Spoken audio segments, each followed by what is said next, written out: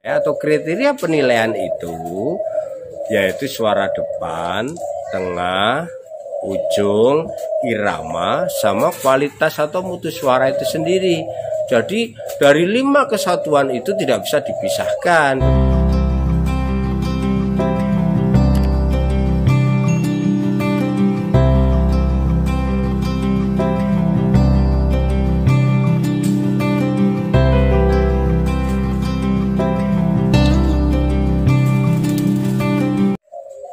Assalamualaikum warahmatullahi wabarakatuh. Selamat pagi, salam Degumania.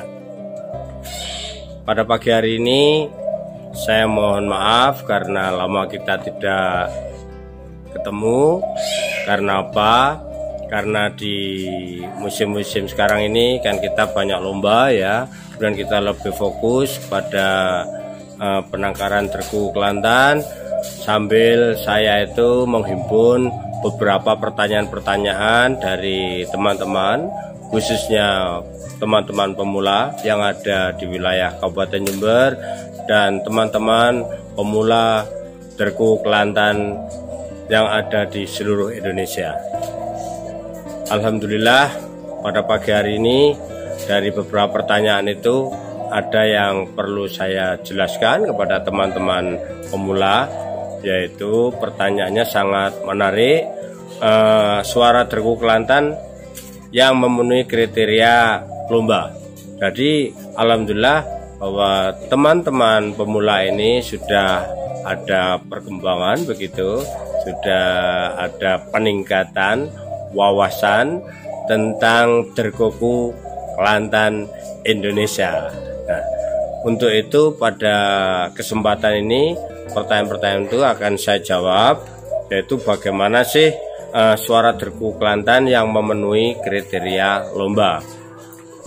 Yang pertama yaitu bahwa suara tergu Kelantan atau anggungan tergu Kelantan pada waktu dikerek itu harus ada keserasian. Harus ada keserasian ini ya, mohon maaf ini ya maknanya banyak.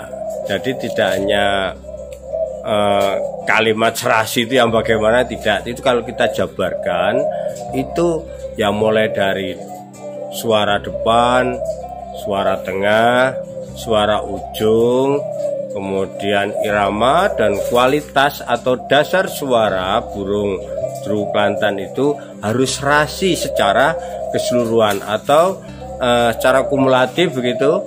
Jadi tidak bisa ya misalkan bahwa burung tergu Kelantan itu dikatakan bagus jika hanya ujungnya yang panjang atau yang delosor tetapi tengahnya serak, kemudian iramanya kurang bagus, depannya kurang jelas.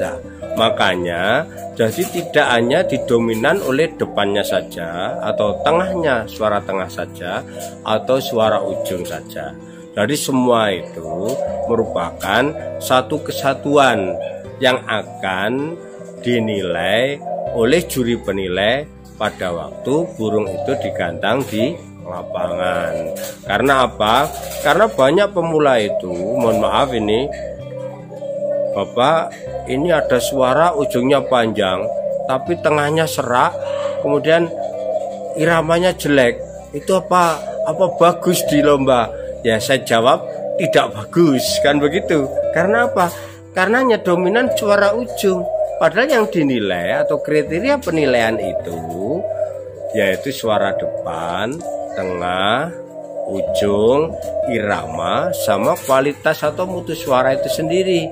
Jadi dari 5 kesatuan itu tidak bisa dipisahkan begitu ya. Itu yang pertama. Kemudian yang kedua yaitu burung mau bunyi di gantangan itu yang bagaimana, kan begitu. Tidak asal bunyi burung itu, bukan asbun ya, asal bunyi. Jadi burung itu ada 4 babak pada waktu lomba itu. Babak pertama, babak kedua, babak ketiga, dan babak keempat. Nah, kalau burung itu mau bunyi di 4 babak dengan mengeluarkan suara emasnya itu selama 4 babak, insya Allah burung itu bisa dikatakan burung itu bagus dan insya Allah juga burung itu masuk di kejuaraan, nominasi kejuaraan. Kemudian walaupun burungnya bagus, belinya mahal misalkan ya, tetapi pada waktu digantang tidak mau bunyi. Apanya yang dinilai, kan begitu ya? Ini juga merupakan salah satu kendala. Makanya teman-teman pemula itu harus ya rajin-rajin melatih burungnya itu, ya baik di tempat-tempat keramaian atau di tempat-tempat arisan atau di tempat-tempat lomba, kan begitu. Nah kemudian burung yang sudah mau bunyi di lapangan itu kan tadi saya jelaskan ada 4 babak, ya ada 4 babak. Kalau hanya bunyi 1 babak, walaupun burung itu bagus, ya sudah memenuhi kriteria penilaian dari depan, tengah, ujung, irama, kemudian mutu suara sudah bagus, tapi hanya berbunyi 1 babak, ya otomatis burung tidak akan bisa juara, kan begitu. Karena apa? Karena lomba itu durasinya itu ada 4 babak. Nah, kalau misalkan burung itu hanya bunyi 1 babak, kemudian burung yang lain sama-sama hampir sama bagusnya bisa bunyi 4 babak, ya otomatis walaupun burungnya panjenengan itu dikatakan istimewa, tapi hanya bunyi 1 babak, tidak akan bisa masuk kejuaraan, kan ya. Makanya bagaimana membuat burung kita itu bisa berbunyi 4 babak. Lah inilah yang merupakan tantangan bagi pemain atau bagi peternak untuk menciptakan bagaimana membuat mental burung itu mau berbunyi selama 4 babak. Nah ini merupakan tantangan. Nah tantangan seperti ini tidak dimiliki oleh semua burung, ya. Apalagi burung-burung itu bukan burung vektor, sulit untuk ya berlomba di lapangan itu kalau burung itu bukan burung vektor. Ada burung itu contohnya di terasan tuh bunyinya bagus, pokoknya bagus lah. Kenyataannya pada waktu di lomba tidak pernah mau bunyi. Pertanyaannya, adakah Bapak burung yang seperti ini? Banyak. Saya jawab banyak. Nah, itu namanya burung yang tidak bermental vektor. Makanya, kalau mau mencari burung, ya, panjenengan, khususnya teman-teman pemula, kalau bisa, itu burung yang sudah teruji indukannya di lapangan. Insya Allah, ya. Teori genetik itu kan pernah saya bahas itu di di YouTube saya sebelumnya, itu bisa dibuka kembali. Di situ ada kalau bapaknya itu mentalnya mental jawara, insya Allah turun-turunnya itu tidak jauh beda dari bapaknya, malah melebihi dari bapaknya, dari indukannya, kan begitu. Itu silakan dibuka di YouTube saya sebelumnya. Karena kalau saya jelaskan sekarang ya berarti saya terus terang aja tidak bisa menjawab pertanyaan-pertanyaan dari teman-teman pemula yang antri untuk bertanya ke saya, kan begitu. Nah itu tadi salah satu jawaban saya terutama pada teman-teman pemula. Karena apa? Karena banyak teman-teman pemula ini sekarang ini, mohon maaf ini, yang biasanya bermain burung bukan terkuk Kelantan, anggun terkuk Kelantan. Selain itu, sekarang banyak yang pindah atau beralih bermain terkuk Kelantan. Kenapa? Nah, juga sama, silahkan buka YouTube saya sebelumnya. Karena apa?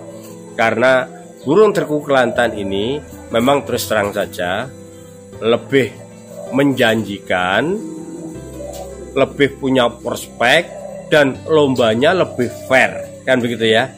Kalau lomba itu lebih fair, otomatis juri juga bisa bekerja dengan baik, pemain juga senang karena tidak dirugikan oleh ulah juri, kan begitu. Nah makanya kalau di Derku Kelantan, kalau ada juri yang tidak mampu atau tidak layak diturunkan di event-event seperti tingkat-tingkat regional maupun nasional, tidak akan diturunkan. Inilah salah satu wadah organisasi PPDSI yang kita tahu dan kita cintai ini.